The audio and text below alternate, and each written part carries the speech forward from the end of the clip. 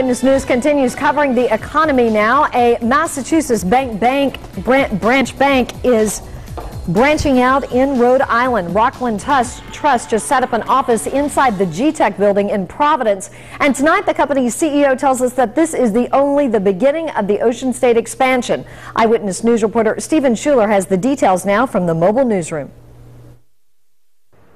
The company is already active in Rhode Island, but its CEO says moving staff over the border could create hundreds of jobs in the future. With a dramatic reveal, Massachusetts-based bank Rockland Trust announces its Rhode Island expansion. What this will do is we'll up the game.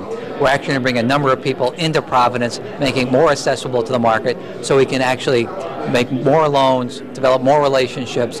The commercial lending giant will move 10 employees to the GTEC Center. The company has pumped more than $200 million in financing to Rhode Island businesses and hopes to double its efforts in the next 18 months. So the opportunity to be able to partner further with Rockland Trust, put additional commercial capital credit opportunities for our small business across the state is going to be the single most important economic development investment that we make going forward in building our way out of the economy, out of our recessions. The company's recent investments in Providence include downtown's Hampton Inn and Suites, the Baker Street neighborhood revitalization, and Olneyville Housing Corporation. The CEO tells me the state's sluggish labor market also creates opportunities for growth.